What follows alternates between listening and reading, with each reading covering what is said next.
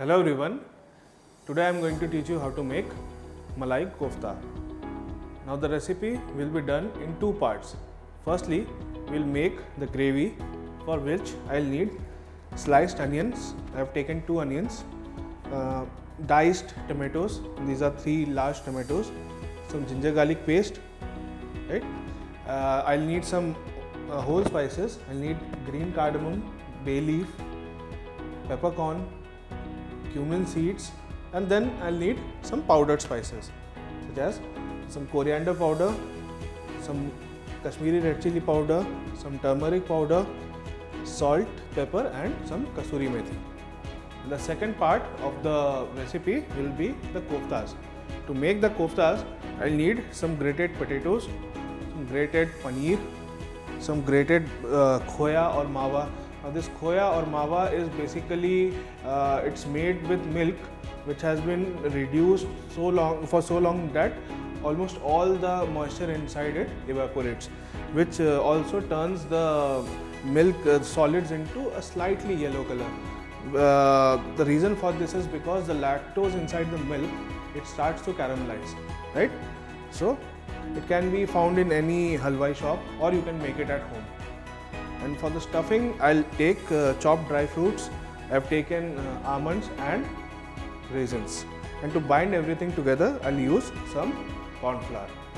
And I'll cook the gravy and everything with ghee and oil, a mixture of ghee and oil. Now to start the recipe, I'll make the mixture for the koftas. For that, I'll just keep this aside and take a glass bowl, and I'll add the mashed or grated boiled potatoes, the grated paneer, the mawa, and the corn flour. And to this I'll add a teaspoon of salt,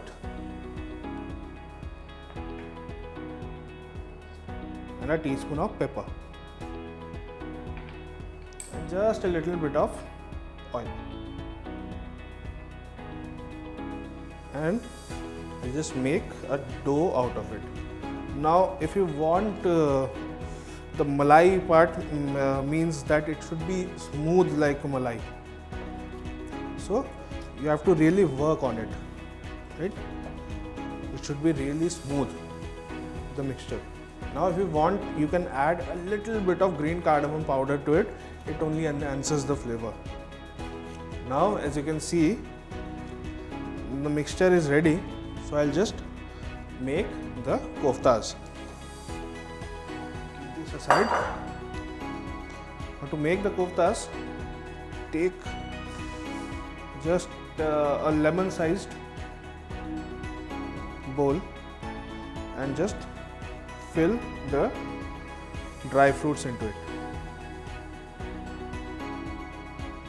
and just cover everything up, and just make sure that it is properly sealed, otherwise it will open up during the frying process. And now the last one, make sure that your hands are lightly oiled, otherwise the koftas might stick to your hand, right? So the koftas are ready. I'll keep them in the fridge till the gravy is ready, and then I will fry them. Now the koftas are in the fridge, it's time to make the gravy. So for that, I'll just turn on the gas on a medium flame and place this pot over it. And to this, I'll add a little bit of desi ghee and refined oil.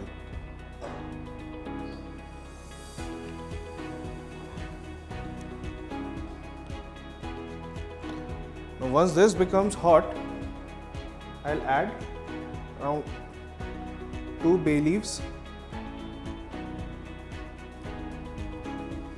and a few green cardamoms, around 4 to 5 pieces.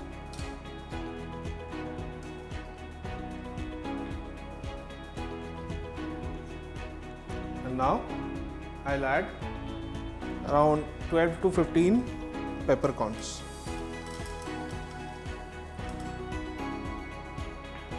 And a teaspoon of cumin seeds, just a little bit.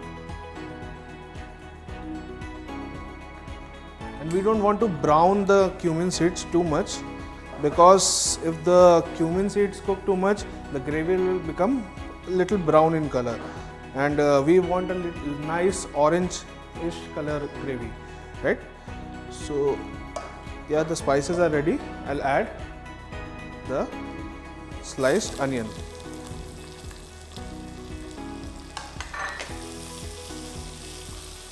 Again, the idea is to just make the onion translucent. We don't want to get too much color to this. I'll add around 2 teaspoons of ginger garlic paste.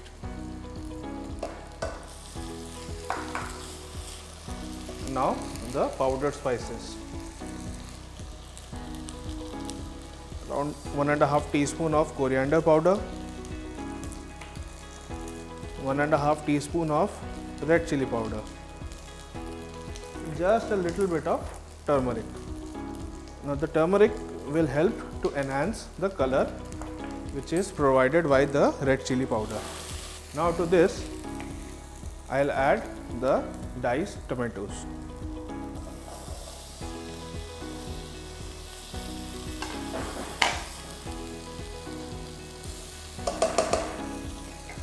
I'll add a little bit of water to it.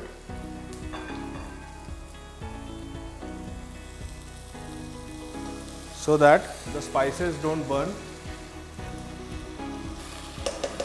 And now I will cover it and let it simmer for 2 to 3 minutes so that the tomatoes become mushy. Now I don't want to cook the tomatoes through, because if I cook the tomatoes through, the sourness of the tomato will be gone, and I need that sour taste of the tomato in the gravy. So I won't cook it for too long, just about 2 to 3 minutes. Now it's been 2 minutes, so I'll just remove this lid. Yeah. And to this I'll add around 20 pieces of whole cashews, and I'll saute everything together. Now after 5 minutes I'll turn off the gas, and then I'll let it cool for around 15 to 20 minutes, and then I'll puree it, and then I'll sieve it through a fine sieve, so that I get a really nice and silky gravy. Right, the malai part of the gravy should be really silky. If you want the gravy to be a malai gravy, it should be really smooth. Right, so that is achieved by passing it through a sieve. Now, as you can see, I have blended and sieved the gravy, and it is silky smooth. Now, I'll just finish it off. For that, I'll just turn on the gas again on medium flame. Put the gravy back on the flame. Add just a little bit of water.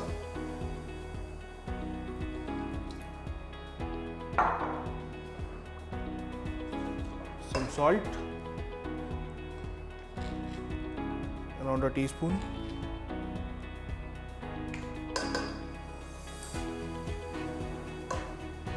And some crushed and toasted kasuri methi.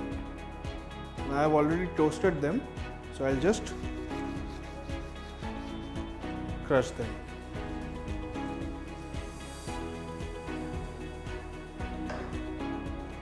Now the gravy is ready, so I'll just put this aside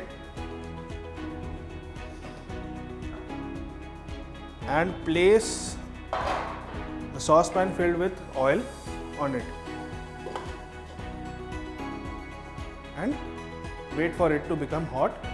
Then once it becomes hot, I'll fry the koftas.